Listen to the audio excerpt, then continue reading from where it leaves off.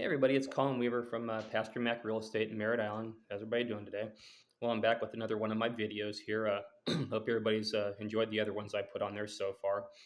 This one I'm just going to call video number 3, and the name of it is how to select your comps on a BPO. So what I'm going to do is just kind of go into detail on a few things as far as like how you would, how you select your comps. This is how I do mine when I do them, but I'm going to kind of go into detail on some of that stuff, give you kind of a better idea like how to start and how to basically how to select the comps and what kind of information to use and what's critical. So I'm going to go into that today. So the first thing I like to do, I like to use the website RPR, which is Realtors Property Resource.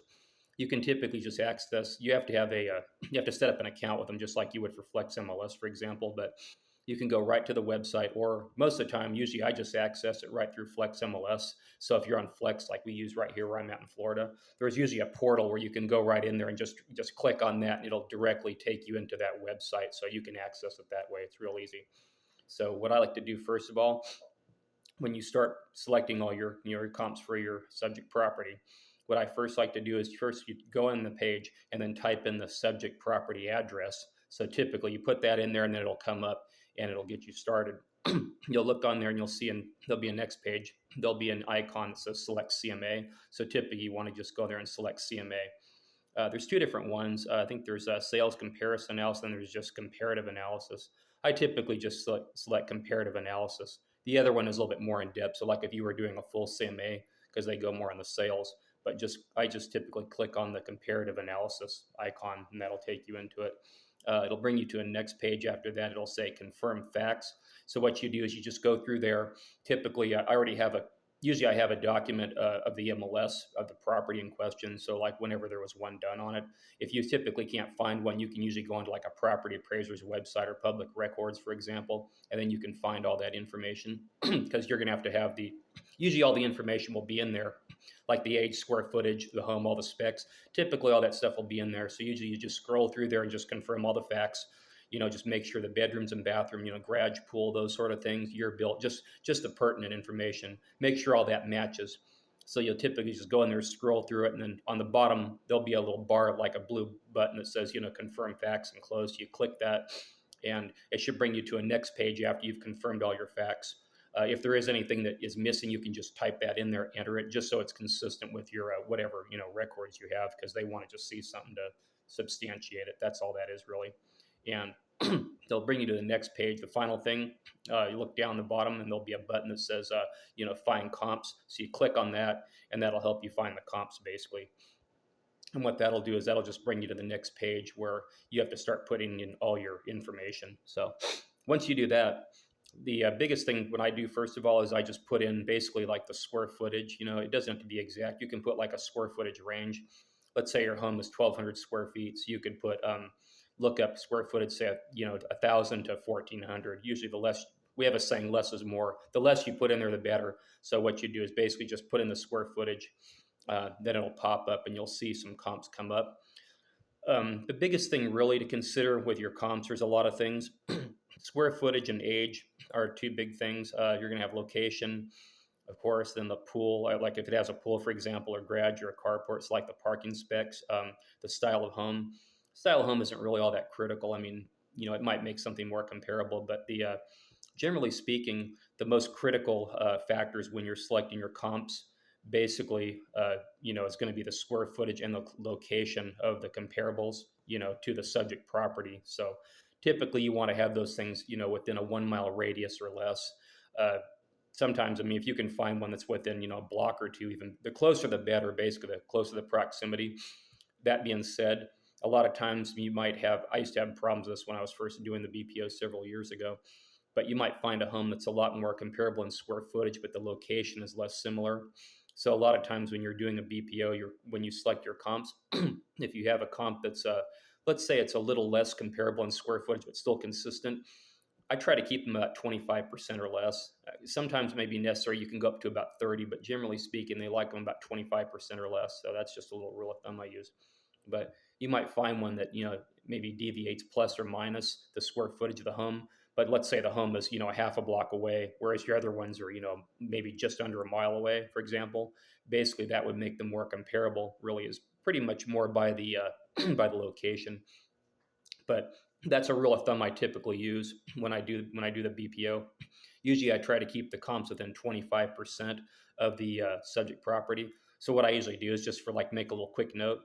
I usually have a sheet of the MLS of the property in question, the subject in that case. What I usually do is I just figure 25% plus or minus whatever the square footage is, and I just make a note of that. So basically, like if your comps fall within that range, and sometimes you can go a little above. I mean, if the thing is like say 20 feet above or minus square footage, usually they're acceptable, but try to keep it within that.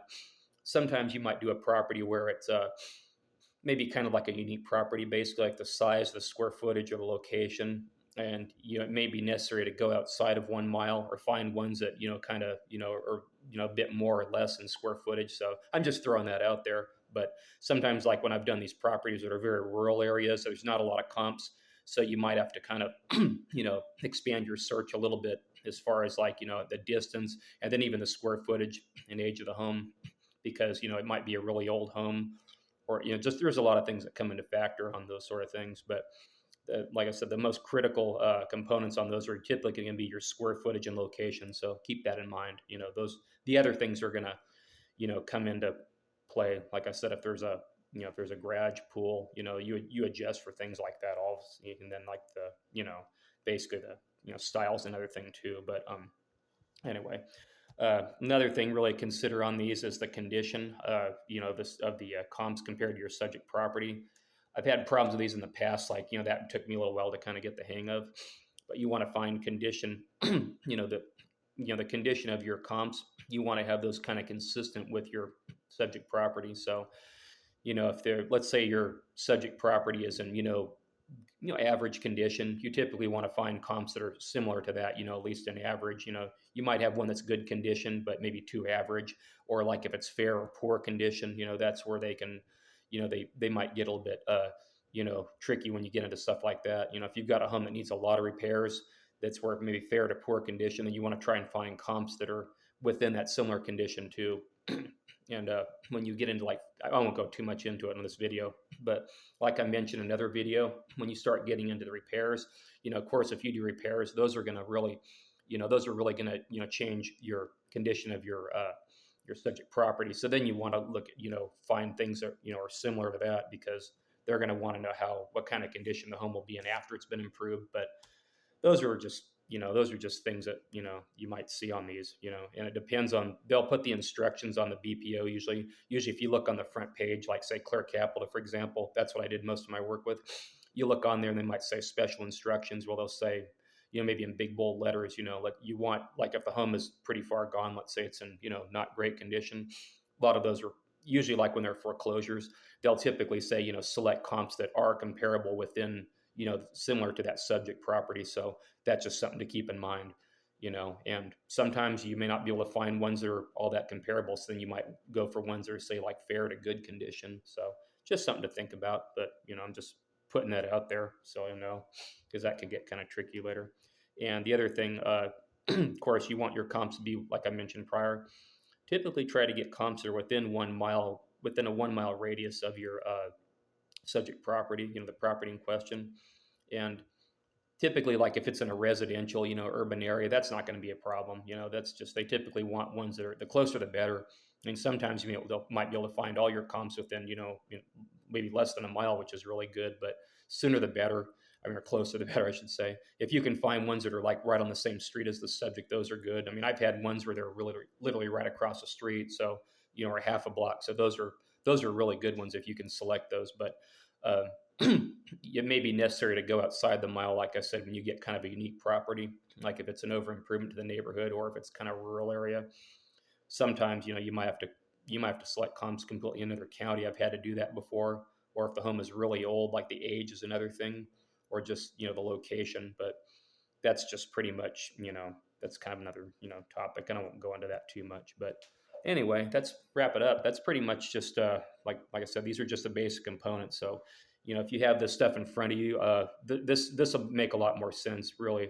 Like I mentioned on my other videos, like if you're already doing a BPO, like if you're if you have the page pulled up, these videos are going to help a lot. Like if you got somebody showing you how to do these, or watch another agent do them, or doing them yourself, when you have the page up in front of you, it's going to be a lot easier, because then you can just kind of use these videos I'm putting just to kind of, and that's the whole purpose of them, just to try to, kind of walk people through them, just kind of give you a basic understanding, because these things do get very tricky and they can get very overwhelming. So that's why when I'm doing these videos, I try to just do my best just to touch on pretty much just one topic at a time, just because it's a lot, and believe me, they get overwhelming. But the main thing to remember is just practice, and just keep at them, and if you're consistent with them, you'll get them. So anyway, that just kind of wraps up this one for today. So hopefully all this stuff will make better sense when somebody looks at one of these and actually applies this knowledge. So anyway, hope everybody likes it, and I will see everybody on my next video soon. Bye bye.